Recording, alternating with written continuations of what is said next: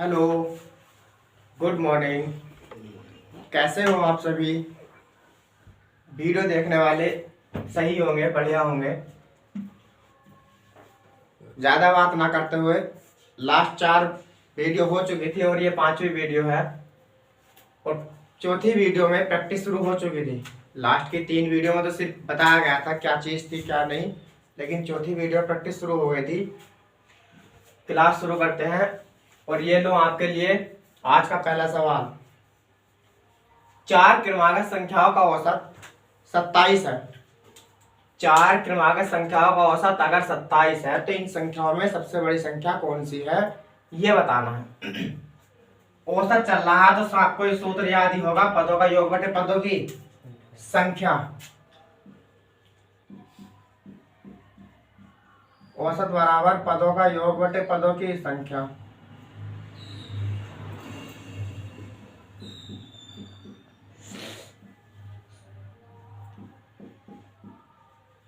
पदों की संख्या। लेकिन मुझे योग चाहिए इनका, औसत नहीं चाहिए, मुझे योग चाहिए है। तो योग तो अगर ये यहीं पर रखा है ऐसे ही, पदों का योग, और इधर औसत ये यहाँ पर ऐसे ही रखा है। तो आप मुझे बताओ पदों की जो संख्या इसके बटे में थी क्या बराबर के इधर आएगी तो गुणा में आएगी, और वो इस संख्या के किसके गुणा में आएगी, औसत के गुणा में। तो यहाँ औसत गुणा पदों की संख्या। पदों का योग बराबर क्या हो जाएगा, औसत गुणा पदों की संख्या। यानी कि आपके पास अगर औसत है और पद हैं कितने, अगर ये दोनों मिल जाए और उन दोनों की गुणा कर दी जाए तो क्या मिलता है, उन सारे पदों का योग मिलता है। अब सवाल में हमारे पास औसत कितना है 27 और संख्याएं कितनी है 4, और इनका योग अगर मैं निकाल लूं तो 27 की 4 से गुणा कर दूं तो बताओ योग मिलेगा या नहीं। योग तो मिल जाएगा, लेकिन ये भी तो पता होना चाहिए कि ये संख्या क्रमागत उसने मालूम किया और सम संख्याएं होनी चाहिए कि ये संख्या है कौन कौन सी, ये भी पता होना चाहिए हमें। तो आप मुझे बताओ अगर मैं 4 संख्याएं ये लिख दूं ए बी सी और डी, क्या आप मुझे बता सकते हैं कि ये चारों सम संख्याएं हैं या ये चारों विषम संख्याएं हैं? अभी तक हम ना, आप कोई नहीं बता सकता कि ये संख्या सम है या विषम है। सम या विषम बनाने के लिए इनको आप क्या करना पड़ेगा फिर, अगर आप मान लो पहली जो संख्या है वो संख्या आपके पास, और ये बताओ शुरुआत जो सम संख्या की होती है वो 2 से होती है। सम संख्या की शुरुआत 2 से होती है। अगर पहली सम संख्या 2 है, आप मुझे बताओ दूसरी सम संख्या कौन सी बनेगी, 2 प्लस 2। पहली अगर सम संख्या 2 होगी तो दूसरी सम संख्या बनेगी 2 में 2 जोड़ करके, तभी तो 4 बनेगा। और अगर मैं तीसरी सम संख्या की बात करूं तो तीसरी, पहली संख्या तो 2 थी और अगली इस वाली दूसरी संख्या में अगर मैं फिर से 2 जोड़ दूं, क्या तीसरी संख्या सम बन जाएगी। और 2 का मतलब 2 प्लस 2 और 2 4 जोड़ने पर यानी कि अगली सम संख्या बन गई। और अगर चौथी सम संख्या चाहिए मुझे, तीसरी सम संख्या में अगर मैं फिर से 2 जोड़ दूं, क्या अगली सम संख्या बन जाएगी कौन सी, यानी कि 2 और प्लस कितना जोड़ दें, 4 और 2 6। पहली सम संख्या 2 थी, अगली सम संख्या बनाने के लिए 2 जोड़ा, फिर अगली सम संख्या बनाने के लिए पहली संख्या में 4 जोड़ा, फिर उससे अगली सम संख्या बनाने के लिए पहली संख्या में 6 जोड़ा। अगर और मैं इसी तरह लगातार संख्या बढ़ाते चले जाऊं तो पहली संख्या में 2 4 6 आपका कितना जुड़ जाएगा, आपका 8 जुड़ जाएगा। फिर अगली सम संख्या बनाने में क्या जुड़ जाएगा, 10 जुड़ जाएगा। ये तो हमारी, अब हम बता सकते हैं कि सम संख्या बन चुकी है। लेकिन यहाँ कौन कौन सी संख्या बनेगी, अगर मान लो मैं पहली सम संख्या x मानता हूं इस 2 के स्थान पर, क्योंकि पहली संख्या यहाँ 2 मानी गई थी, इस 2 का मान क्या मान लिया मैंने, x मान लिया। तो पहली संख्या अगर x हुई सम संख्या, तो आप मुझे बताओ दूसरी सम संख्या क्या होगी। पहली संख्या में 2 जोड़ने पे तो दूसरी संख्या बनी थी, अगर मैं इसमें 2 जोड़ दूं तो ये सम संख्या बन जाएगी दूसरी सम संख्या। अगर तीसरी सम संख्या चाहिए तो मुझे x, और यहाँ तीसरी सम संख्या बनाने के लिए पहली संख्या में कितना जोड़ा गया था, 4 जोड़ा गया था, तो यहाँ भी कितना जोड़ा जाएगा, 4 जोड़ा जाएगा, तीसरी सम संख्या बन जाएगी। अब चौथी सम संख्या कैसे बनेगी, यहाँ चौथी सम संख्या जो बनाई थी तो आपने पहली सम संख्या में कितना जोड़ा था, 6 जोड़ा था और तब जाकर के सम संख्या बनी थी। तो यहाँ पर अगर मैं 6 जोड़ दूं तो ये चौथी सम संख्या बन जाएगी। 1 2 3 4 संख्या कितनी बन गई? 4 संख्याएं बन गई। और हमें इन चारों संख्याओं का औसत दिया हुआ था कितना? औसत दिया हुआ है 27। और आप मुझे बताओ योग बराबर क्या होता है? औसत गुणा पदों की संख्या। योग अगर निकालना हो तो औसत गुणा पदों की संख्या होता है। अगर मैं इन चारों को यहाँ पर जोड़ दूं तो बताओ ये चारों का योग होगा या नहीं होगा? अगर ये चारों का योग होगा तो इसके बराबर का चिन्ह अगर मैंने लगा तो यहाँ भी योग रखा हुआ होगा या नहीं? और योग के लिए क्या संख्या चाहिए? एक तो औसत चाहिए होता है और एक वो संख्या चाहिए होती है जितनी आप टोटल संख्या लेते हैं। टोटल संख्या है कितनी? 4। इसकी गुणा कर दूंगा तो ये क्या बन जाएगा? वो योग। औसत गुणा पदों की संख्या बराबर होता है योग, और ये भी योग है। अब आप इसे हल करो। 1x 2x 3x और 1 4x प्लस 2 और 4 6 और 6 12 और बराबर 27 चौका कितने हो जाएंगे? 27 चौका 108। 4 7 28 का 8 हासिल 2 4 ही करना 4 दूनी 8 और 2 10। 4x बराबर ये 12 इधर प्लस का था उधर जाएगा तो माइनस का बन जाएगा। तो 108 माइनस 12 कितने बच जाएंगे? 8 में से 2 जाएगा 6 बचेगा और 0 10 में से 1 जाएगा 9 बच जाएगा। टोटल कितना बच रहा है हमारे पास? 96। x बराबर अगर मैं करना चाहूँ यहाँ 4x है और बराबर में कितना बच रहा है? 96। तो x बराबर कितना बचेगा? 4 दूनी 8 और 4 दूनी 8 बचा 1 और 4 चौक 16। हमारे पास x बराबर कितना आया? 24 आ चुका है। लेकिन सवाल में लास्ट लाइन ये कहा कि इनमें सबसे बड़ी संख्या कौन सी है? तो बताओ पहली संख्या x थी, दूसरी x प्लस 2 थी, फिर तीसरी x प्लस 4 थी और चौथी संख्या थी x प्लस 6। तो सबसे बड़ी संख्या कौन सी होगी इसमें? सबसे बड़ी संख्या तो ये वाली होगी। तो हमारे पास x का मान 24 है। तो बड़ी संख्या निकालने के लिए बड़ी संख्या इस वाले में रख दो। x प्लस 6 में x का मान है 24 और प्लस 6 कितना हो जाएगा? 30। इस सवाल में आपकी बड़ी संख्या क्या बन जाएगी? 30 बन जाएगी। ये तरीका था आपका बेसिक जो आपको करना चाहिए था। सिर्फ यही तरीका बेसिक था। अब आपके पास सवाल में जब पेपर में एग्जाम में आएगा तो आपको ये नहीं करना, बस थोड़ा सा दिमाग चलाना है अपना। थोड़ा सा क्या चलाना है? थोड़ा सा माइंड चलाना है अपना। आप मुझे ये बताओ क्या ऐसा कहीं लिखा हुआ है कि सम संख्याएं का योग और सम संख्याओं का औसत यानी कि औसत सेम सम ही होता है? कोई सी भी सम संख्याएं ली गई हो और उनका औसत हमेशा सम संख्या ही आएगा, ऐसा तो कहीं नहीं है। या फिर ऐसा लिखा हुआ है कि अगर आपके पास विषम संख्याएं हैं और उनका औसत निकालना हो तो औसत हमेशा विषम ही संख्या आएगा? ऐसा कहीं नहीं लिखा हुआ है। और आप मुझे लास्ट बात ये बताओ, जब इसमें सम संख्या कहा गया है तो बताओ सम संख्या अगर चल रही है अंतर समान होगा या नहीं होगा? अंतर समान होगा। और जब अंतर समान होता है तो औसत जो होता है वो कौन सी संख्या होती है? बीच की। अगर यहाँ औसत कितना है? औसत 27 है। तो बताओ अगर ये 27 संख्या औसत है तो ये बीच की संख्या हुई। अगर 4 संख्याएं सम की बात करेगी तो इसके बराबर में 2 संख्याएं सम इधर होंगी और 2 संख्याएं सम इधर होंगी, तभी तो ये बीच की संख्या बनेगी। तो सम संख्या की बात की तो इससे अगली सम संख्या कौन सी आएगी? 28। और इस 28 से अगली सम संख्या कौन सी आएगी? 30। इस 27 से पिछली सम संख्या 26 और इस 26 से पिछली सम संख्या 24। 24 26 28 30 ये 4 संख्या बन गई है। अगर मैं इनका औसत निकाल लूं तो क्या 27 ही मिलेगा?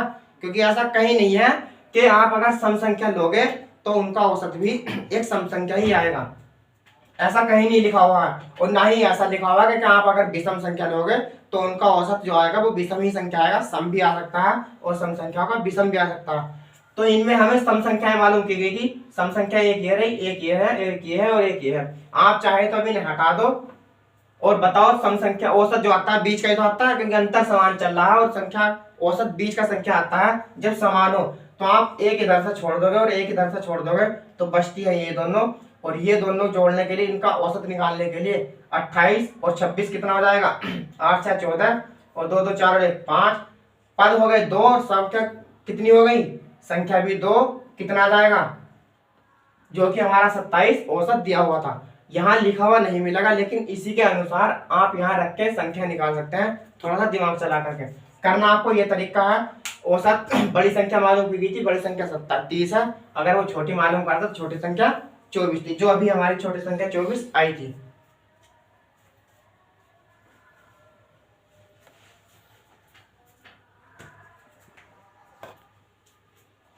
ये रहा आपका आज का दूसरा सवाल। 7 क्रमागत प्राकृत संख्याओं का औसत 33 है, तो इनमें सबसे बड़ी संख्या बतानी है, कौन सी है। अब आप मुझे बताओ, पहले तो प्राकृत संख्याएं कौन सी होती है। क्या प्राकृत संख्याएं वही होती हैं कि 1 2 3 4 5 से शुरुआत हो, यानी कि जिन संख्याओं का इस्तेमाल आप किसी भी चीज को गिनने के लिए करते हैं वो संख्या क्या कहलाती है, प्राकृत संख्या कहलाती है। अगर मान लो मैं पहली संख्या 1 मानता हूं, तो बताओ अगली प्राकृत संख्या कौन सी होगी। अगली प्राकृत संख्या कौन सी होगी, 2 होगी। और आप बताओ इस 1 में कितना जोड़ोगे कि 2 बन जाए। 1 जोड़ने पर 1 में 1 जोड़ेंगे, क्योंकि प्राकृत संख्या तो क्रम से चलती है ना, तो 2 बन जाएगा ये। और तीसरी अगर संख्या मैं निकालना चाहूं, तो इस 1 में आप कितना जोड़ोगे, यानी कि इस संख्या में फिर से 1 जोड़ोगे, तभी तो प्राकृत बनेगी। यानी कि पहली संख्या में कितना जोड़ोगे, अब 2 जोड़ोगे। पहले पहली संख्या में 1 जोड़ा, उसके बाद पहली दूसरी वाली संख्या में क्या जोड़ा, 2 जोड़ा। अब अगर आप चौथी संख्या बनाना चाहोगे, तो पहली संख्या तो 1 है ये, इसमें आप यहाँ तक, ये तो तीसरी संख्या थी, लेकिन अब इसमें अगर 1 और जोड़ दोगे प्राकृत बनेगी। तो प्राकृत का मतलब यानी कि 1 प्लस 3 जोड़ोगे, पहली संख्या में 1 जोड़ा, अगली दूसरी संख्या बनी, दूसरी संख्या फिर 2 जोड़ा, तीसरी संख्या बनी, और तीसरी संख्या में 3 जोड़ा, चौथी संख्या बनी। और पांचवी संख्या बनाने के लिए चौथी संख्या में क्या जोड़ देंगे, फिर से 1, यानी कि 1 प्लस 4 जोड़ देंगे, तो क्या बन जाएगी, पांचवी संख्या। इसी तरीके से चलती चली जाएंगी। छठी संख्या बनेगी तो 5 जोड़ देंगे, और सातवीं संख्या बनेगी तो 6 जोड़ देंगे। सेम इस तरीके से यहाँ पर अगर पहली संख्या बनेगी, क्या पहली संख्या 1 के स्थान पर अगर मैं x ले रहा हूँ, पहली संख्या बन गई। प्राकृत क्रमागत चाहिए हमें, तो दूसरी संख्या अगर बनानी हो तो दूसरी संख्या क्या बनेगी, x प्लस 1 बनेगी, सेम उसी तरीके से। और तीसरी प्राकृत संख्या क्या बनेगी, तीसरी संख्या बनाने के लिए हमने पहली संख्या में कितना जोड़ा है, 2 जोड़ा है। तो यहाँ पर पहली संख्या x थी, तो इसमें कितना जोड़ा जाएगा, 2 जोड़ा जाएगा। और चौथी संख्या प्राकृत, चौथी संख्या यहाँ बनाने के लिए आपने पहली संख्या में कितने जोड़े थे, 3 जोड़े थे, तब प्राकृत बनी थी। तो यहाँ पर पहली संख्या में 3 जोड़ देंगे, चौथी संख्या बन जाएगी। पांचवी संख्या बनाने के लिए पहली संख्या में 4 जुड़ जाएगा, और छठी संख्या में बनाने के लिए पहली संख्या में 5 जुड़ जाएगा। और 7 संख्या उसने कही थी, तो सातवीं संख्या x प्लस 6 हो जाएगी। क्या यही सम संख्या प्राकृत संख्याएं बनेंगी, ये प्राकृत संख्याएं बन गई। अब उसने कहा कि इनका औसत 33 है, तो इनमें सबसे बड़ी संख्या कौन सी है, सबसे बड़ी संख्या कौन सी बन रही है, सबसे बड़ी संख्या ये है x प्लस 6।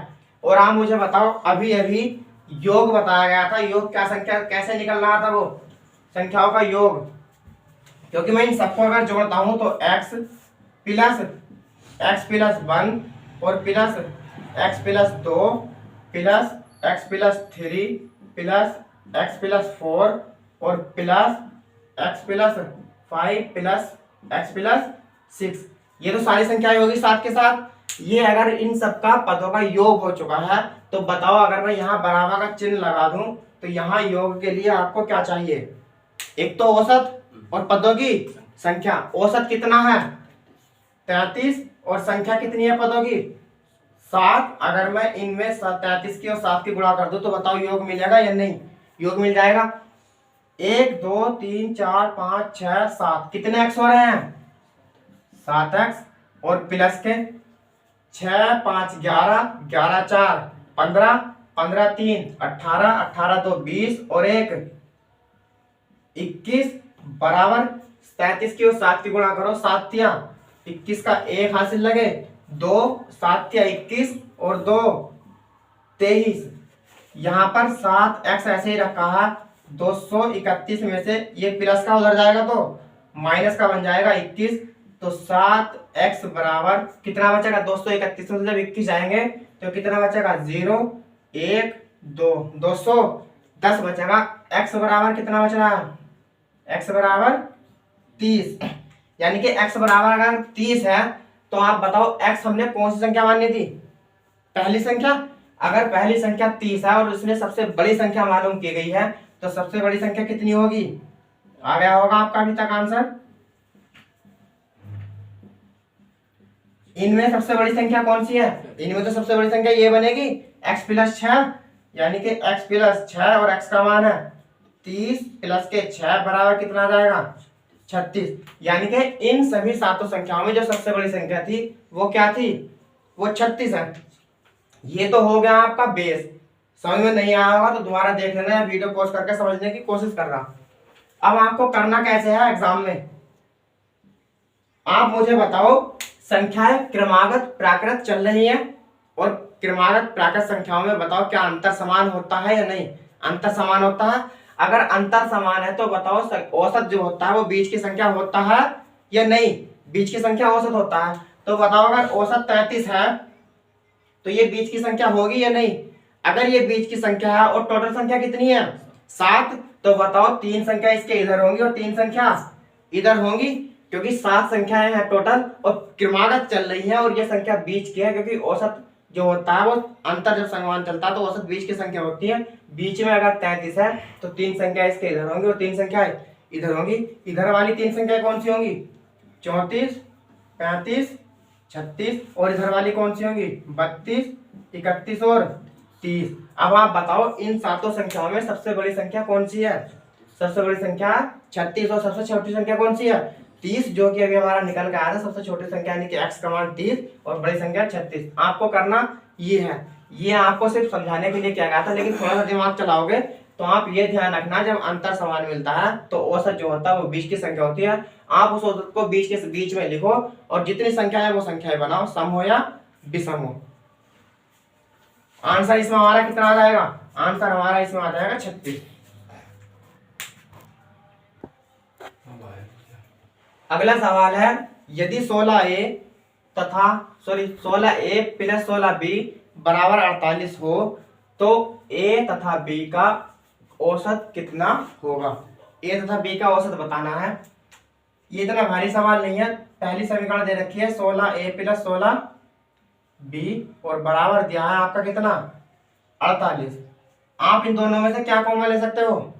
16 कॉमन आ जाएगा। तो अगर 16 कॉमन बाहर आ गया तो अंदर कितना बच रहा? a प्लस यहाँ कितना बच रहा? b और बराबर 48। 16 से कट जाएगा क्योंकि इसकी गुणा में कट जाएगा ये, तो a प्लस b बराबर कितना बच रहा? 3। a प्लस b बराबर 3। और उसने ये कहा है a तथा b का औसत बताना है। और आप मुझे बताओ औसत के लिए किन चीजों की जरूरत पड़ती है? एक तो पदों का योग और पदों की संख्या। बताओ पद कितने हैं? a तथा b, यानी कि 2 पद है। पदों की संख्या तो मिल गई, लेकिन बताओ पदों का योग तो यही बनता है ना संख्याओं को जोड़ने पर। तो पहली संख्या a हो गई, दूसरी संख्या b हो गई, ये तो हो गया पदों का योग। और संख्या कितनी है पदों की? 2। पदों का योग बटे पदों की संख्या कितना क्या हो गया? अभी ये आपका हो गया औसत, क्योंकि औसत ही उसने मालूम किया है। और बताओ a प्लस b का मान कितना है? 3। तो 3/2 और 3/2 का मतलब 1.5। इसका क्या आ जाएगा? 1.5 इसका आपका औसत आ जाएगा। इसमें और कुछ खास ऐसा है नहीं बताने के लिए। अगला सवाल है आपका, यदि m संख्याओं का औसत n²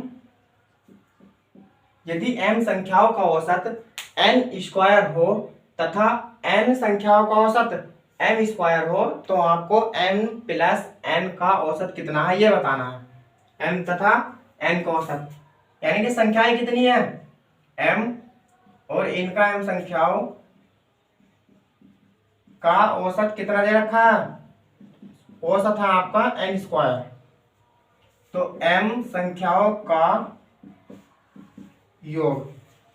आप मुझे बताओ क्या औसत वही संख्या होती है जो आपस में सब में बराबर बराबर बांटी जाती हो?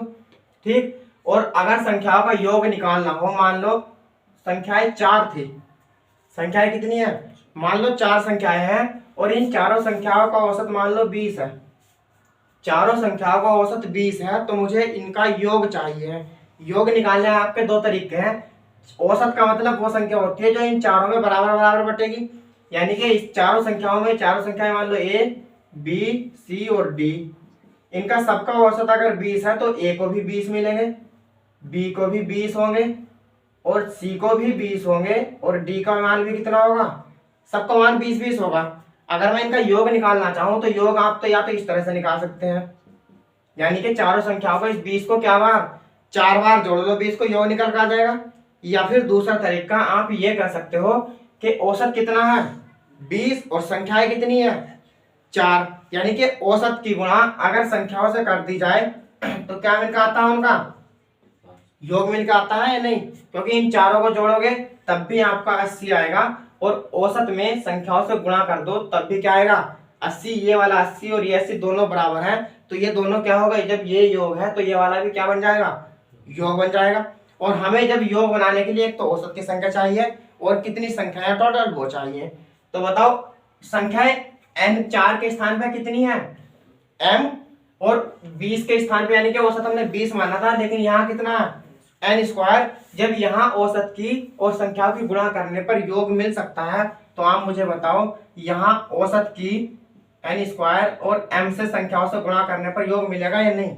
इन दोनों का योग हो गया इन सारी संख्याओं का, m संख्या का योग होता है n स्क्वायर गुणा m, यानी कि पूरा बन जाएगा ये m n स्क्वायर। ये क्या बन गया, ये योग बन गया किन संख्याओं का, m संख्याओं का। सेम इसी तरीके से n का चाहिए, n संख्याओं का औसत कितना दे रखा m स्क्वायर। तो आप मुझे बताओ n संख्याओं का योग क्या होगा। जब यहाँ पर m संख्याओं का योग औसत की और संख्याओं से गुणा करने पर बन सकता है तो यहाँ पर भी औसत m स्क्वायर और संख्याएं कितनी है n, इन दोनों के गुणा करने पर योग बनेगा या नहीं, योग बन जाएगा। तो ये बन जाएगा n m स्क्वायर, ये भी योग है और ये भी योग है, दोनों संख्याओं का योग तो हमें मिल गया। आप बताओ औसत के लिए क्या क्या चाहिए, पदों का योग बटे पदों की संख्या। अगर मैं आपसे कहूं कि 4 संख्याओं का योग कितना है 80 और अगली 5 संख्याओं का योग कितना है 100, 4 संख्याओं का योग है 80 और 5 संख्याओं का योग है 100, आप मुझे इनका औसत बताओ कैसे निकलेगा। औसत के लिए पदों का योग चाहिए, पदों का योग हो जाएगा 80 प्लस 100 और पदों की संख्या। तो आप बताओ संख्या क्या 1 2 ये लिखोगे या टोटल 4 ये है और 5 ये है जोड़कर ये लिखोगे, क्योंकि 4 संख्या ये थी और प्लस 5 संख्या है ये है, यही तो लिखी जाएंगी टोटल संख्या। या ऐसा लिखोगे कि एक संख्या ये है और एक 2 पद हो रहे हैं तो 2 संख्या लिख देंगे, ये तो नहीं लिखा जाएगा, नहीं टोटल संख्या वो लिखी जाएंगी क्योंकि 4 संख्या ये थी और 5 संख्या क्या है ये है। ठीक इसी प्रकार योग तो हमें मिला, इन 4 संख्याओं का औसत 80 था, तो बताओ m संख्याओं का योग कितना है, वहां भी 80 योग है तो यहाँ कितना हो जाएगा m n स्क्वायर, ये m संख्याओं का योग हुआ, प्लस n संख्या का योग कितना हो जाएगा n m स्क्वायर। अब आप जिस तरह से आपने यहाँ 4 संख्या इसी तरह से लिखी थी, 5 इसी तरह की थी और इन दोनों को जोड़ देता ये पदों की संख्या बनी थी, तो सेम इसी तरीके से बताओ यहाँ संख्या क्या बता सकते हैं कि आप 1 है 2 है 3 है बता सकते हैं, नहीं पता कर सकते, नहीं तो ये सिर्फ m संख्या है तो m तो ये थी और n संख्या ये थी। बताओ ये पदों की संख्या बनेगी या नहीं, जिस तरह वहां पदों की संख्या बनी उसी तरीके से यहाँ भी पदों की संख्या बन जाएगी। m n और m n दोनों में m n है और दोनों में से मैं m और n कॉमन ले रहा हूँ। बताओ यहाँ से m तो बाहर आ चुका और 2n में से 1n बाहर आ गया, तो अंदर कितना बच रहा 1n प्लस यहाँ से m n बाहर आ चुका है और 2m में से 1m बाहर आ गया, अंदर कितने m बच रहे 1 और बटे में चल रहा है आपका m प्लस n। और आप मुझे बताओ अगर मैं कहीं पर 4 प्लस 5 लिख दूं तो उसे 5 प्लस 4 लिख सकता हूं या नहीं, कहीं पर अगर 4 प्लस 5 है तो 5 प्लस 4 हो सकता है, क्योंकि प्लस में अगर दोनों संख्याएं हो तो आप संख्याओं के स्थान बदल सकते हैं, कोई फर्क नहीं पड़ेगा।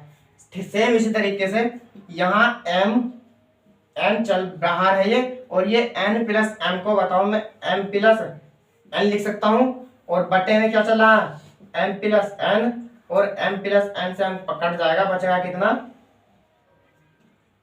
कितना आपका एम एन, और ये एम एन क्या आ गया, ये एम एन आपका औसत आ गया, क्योंकि उसने औसत मालूम किया था इन संख्याओं का, टोटल संख्याओं का औसत, पदों का योग बटे पदों की संख्या, औसत आ गया आपका एम एन।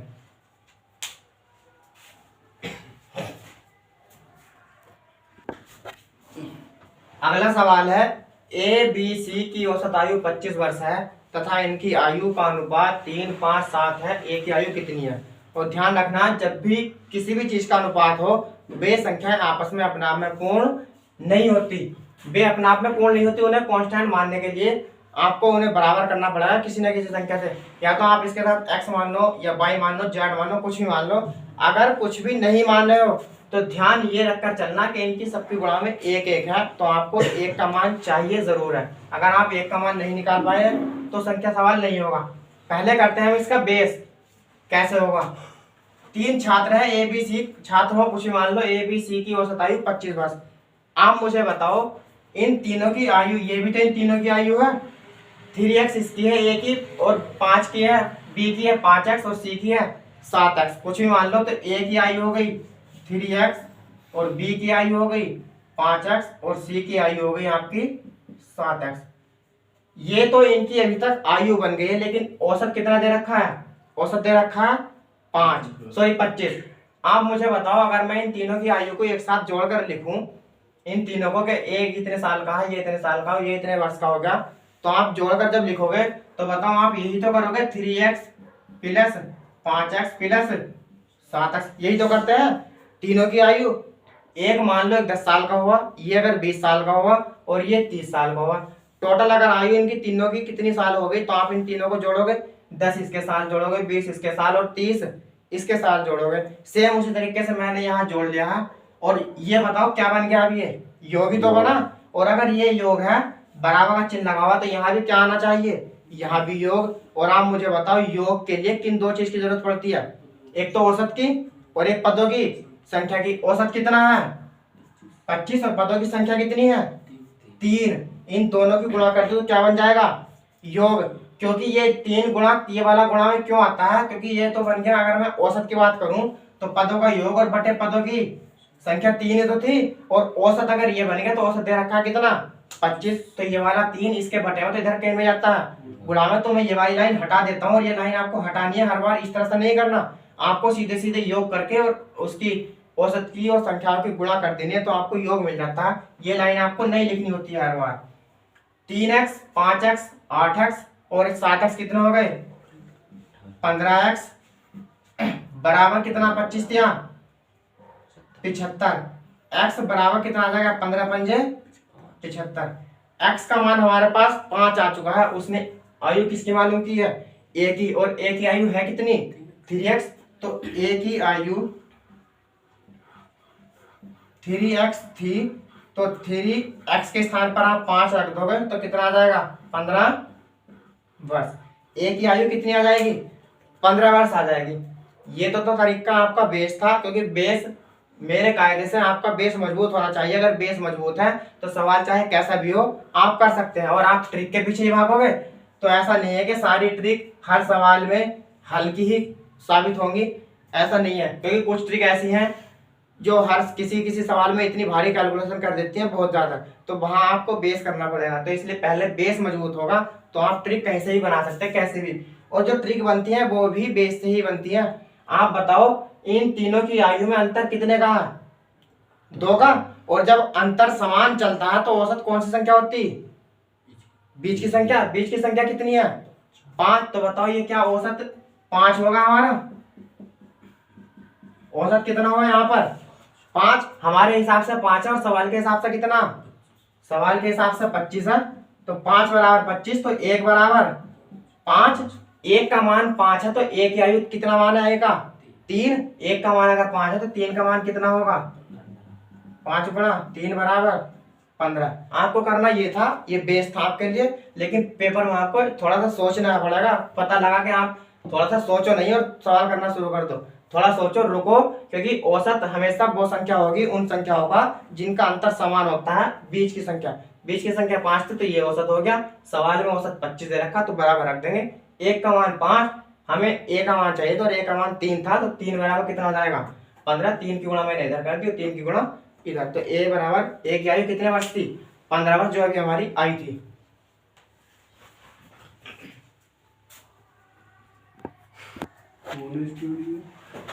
अगला सवाल है, 4 धनात्मक पूर्णांकों का औसत 59 है और इनमें चारों में सबसे बड़ा पूर्णांक 83 तथा इन चारों में जो है सबसे छोटा पूर्णांक क्या है? 29 है। और जो शेष 2 पूर्णांक बचे उन दोनों पूर्णांकों का अंतर 28 है। तो इन दोनों पूर्णांकों में बड़ा पूर्णांक क्या होगा वो बताना है।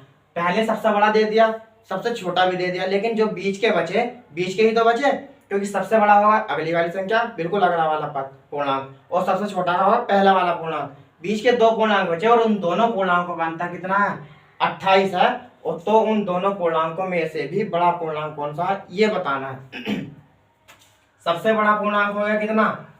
सबसे बड़ा पूर्णांक 83, सबसे छोटा 29।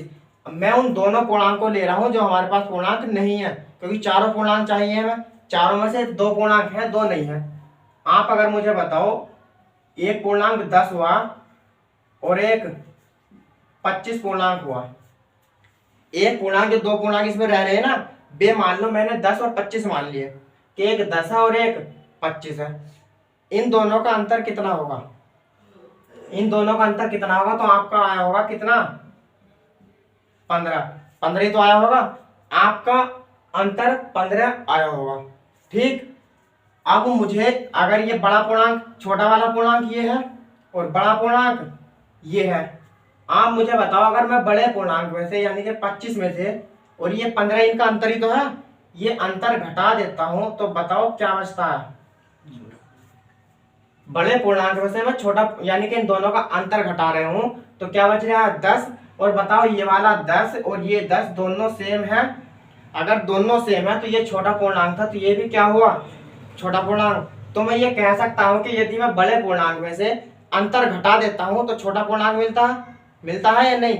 हमें छोटा पूर्णांक भी नहीं पता था, बड़ा पूर्णांक भी नहीं पता, लेकिन मैं इन दोनों में से सबसे बड़ा पूर्णांक में लिख रहा हूं, पहले सवाल में दिया हुआ है। चारों में सबसे बड़ा पूर्णांक वो कितना है? 83। और इन चारों में सबसे छोटा पूर्णांक वो कितना है? 29। अब लास्ट में जो बीच के 2 पूर्णांक बचे वो निकाल रहा हूं मैं। तो इन दोनों में से बड़ा पूर्णांक, दोनों में से, ये मैं हिंदी इसलिए लिख रहा हूं ताकि आपकी समझ में आ जाए। आपको सिर्फ हिंदी नहीं लिखनी, सिर्फ संख्याएं लिखनी है और कैलकुलेशन करनी है। तो इन दोनों बड़ा पूर्णांक में से इनमें बड़ा पूर्णांक अगर मैं x मानता हूं, यहाँ बड़ा पूर्णांक कितना माना गया था? 25, और यहाँ कितना हो गया? x। तो बड़ा पूर्णांक 25, इस 25 की जगह मैंने x मान लिया। और इन दोनों का अंतर कितना है? अंतर दे रखा है कितना? अंतर है 28। यहाँ अंतर कितना था? 15। तो आपने बड़े पूर्णांक में से ये अंतर घटाया था तो क्या मिल रहा था? छोटा पूर्णांक। तो यहाँ पर भी अगर मैं छोटा पूर्णांक निकालना चाहूँ, छोटा पूर्णांक, तो बताओ बड़ा पूर्णांक कितना है? x। अगर मैं इस x में से ये 28 निकाल दूं, बताओ छोटा पूर्णांक बनेगा या नहीं? छोटा पूर्णांक बनेगा। अब हमारे पास सबसे बड़ा पूर्णांक भी है, सबसे छोटा पूर्णांक भी है, और जो बीच के 2 पूर्णांक बचे उसमें से बड़ा पूर्णांक भी है और उसमें से छोटा पूर्णांक। ये बात समझ में आई है नहीं? क्योंकि छोटा पूर्णांक कैसे बना। अब इनका दोनों का और बताओ औसत चाहिए है इसमें, और औसत का फॉर्मूला यही होता है कि पदों का योग बटे पदों की संख्या। तो मैं इन सबको जोड़ रहा हूँ, योग कर रहा हूँ। तो 83 प्लस 29 प्लस x और प्लस x माइनस 28 और बराबर, बताओ ये इन चारों पूर्णांकों का योग हुआ या नहीं? योग हुआ। तो यहाँ भी जो रखा जाएगा वो इन चारों पूर्णांकों का योग होगा या नहीं? और योग होने के लिए किन 2 संख्याओं की जरूरत पड़ती है? योग निकालने के लिए एक तो औसत की और पदों की संख्याओं की। बताओ औसत कितना है? औसत है 59 और संख्याएं कितनी है यानी कि पूर्णांक कितने? टोटल पूर्णांक है 4। ये भी योग हुआ और ये भी योग हुआ। ये 28 प्लस का, सॉरी ये 29 प्लस का और 28 माइनस का। 29 में से 28 चले जाएंगे, कितने बचेंगे? 1, और वो बचेगा प्लस का।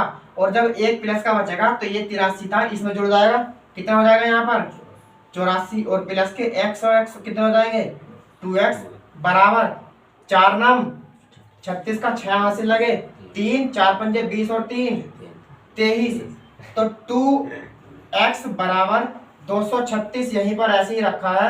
ये 284 प्लस है इधर जाकर माइनस हो जाएगा तो कितना बचेगा 2x बराबर 6 में से 4 जाएंगे 2 बचेगा और 3 में से 8 नहीं जा सकते तो इसमें से 2.5 लेंगे हम 13 में से 8 जाएंगे 5 बचेगा और यहाँ पर कितना बच रहा 1 तो x बराबर कितना आ जाएगा 2 सत्ते 14 और 2 छंग 12 x बराबर 76। आप मुझे बताओ x हमने कौन सा पूर्णांक माना था उन बचे हुए 2 में से बड़ा पूर्णांक और उसने यही मालूम किया है कि इन दोनों में से बड़ा पूर्णांक कौन सा है। तो बड़ा पूर्णांक क्या आ जाएगा हमारा बड़ा पूर्णांक आ जाएगा 76 जो हमारा क्या होगा आंसर होगा।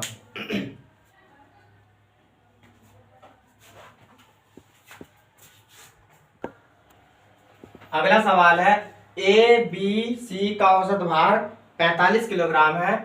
यदि ए तथा बी का भार 40 किलोग्राम है तथा बी प्लस सी का औसत भार 43 किलोग्राम हो तो आपको बी का भार बताना है कितना है। इनमें से अलग अलग तीनों का भार भी दिया है इन तीनों में से दो दो का अलग अलग भी भार दिया है लेकिन अलग अलग सिर्फ ए बी का भार बताना है टोटल है कितना। आप मुझे बताओ ए और बी और सी औसत भार का मतलब यही तो होगा कि तीनों का भार 45-45।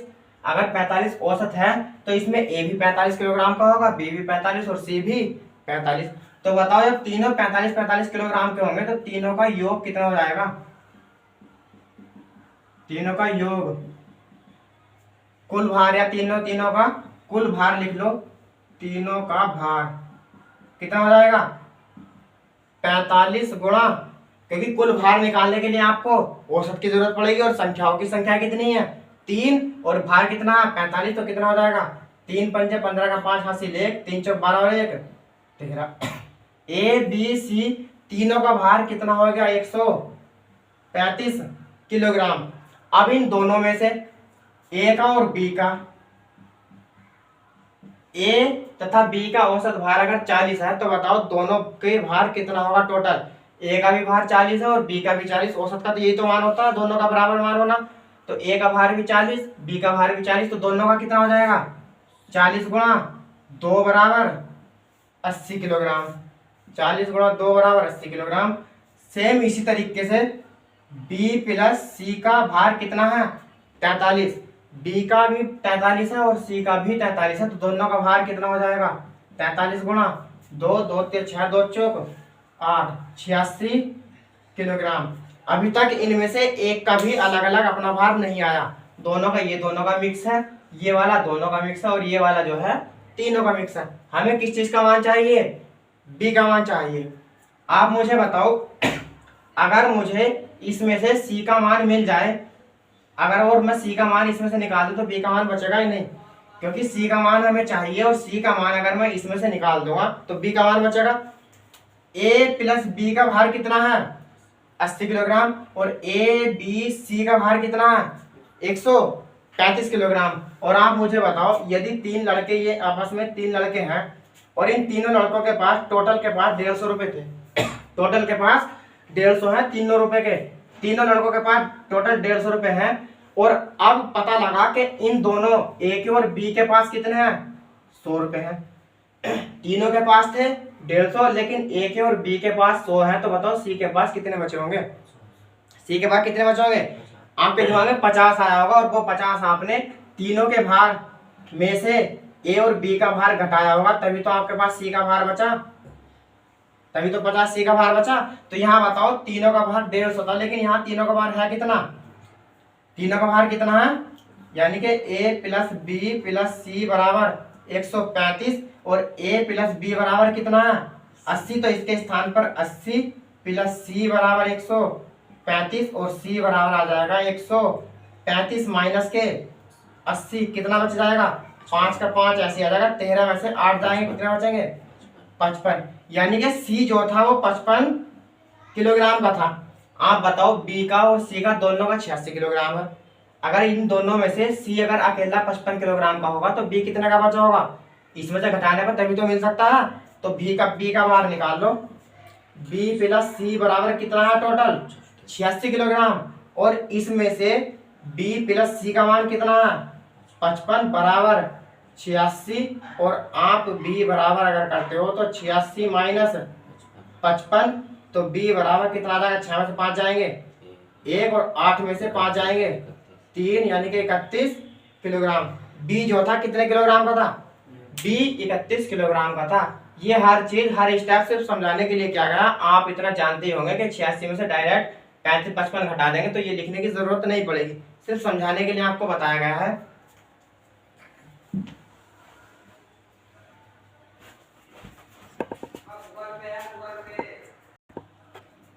अगला सवाल है 5 संख्याओं का औसत 18 है।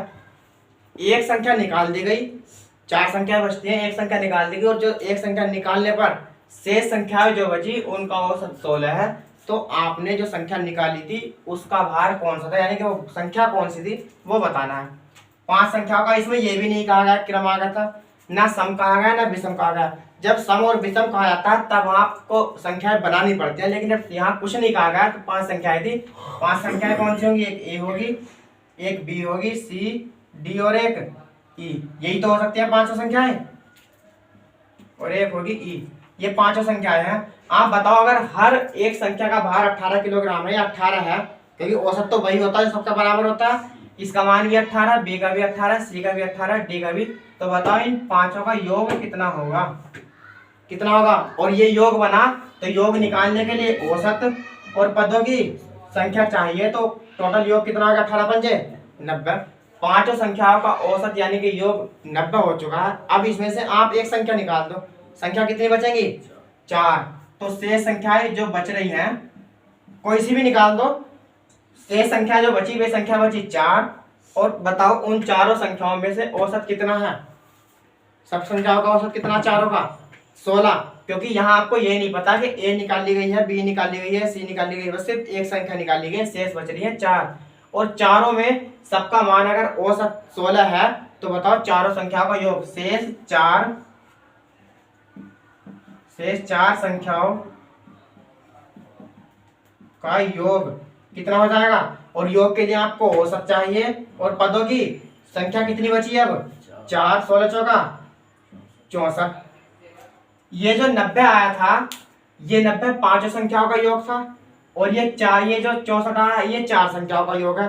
आप बताओ अगर 5 संख्याओं के योग में से 4 संख्याओं का योग घटा दूं कितनी संख्या बचेंगी, सिर्फ एक संख्या का तो योग बचेगा। वही मालूम कर रहा है कि शेष संख्या जो बची थी वो निकाली गई, वो उसका मालूम कर रहा हो। तो निकाली गई संख्या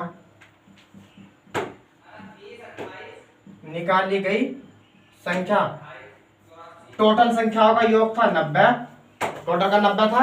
और 90 में से अगर मैं 4 संख्याओं का योग 64 घटा दूं तो जो संख्या निकाली गई थी वही तो बच रहा है सिर्फ। तो कितना आ जाएगा, 10 में से 4 जाएंगे 6 और 8 में से 6 जाएंगे 2। तो जो संख्या निकाली गई थी वो कौन सी थी, 26 संख्या निकाली गई थी। 5 का योग 90 था, एक संख्या निकाल दी, संख्या 4 बचती है और चारों का औसत अगर 16 है, प्रत्येक का मान 16 है तो चारों का मान 64 हो जाएगा। टोटल में से 4 का मान घटा दो, 1 का मान बचता है, जो ये कितना बचा 26। संख्या जो निकाली गई थी वो कौन सी थी, 26 निकाली गई थी।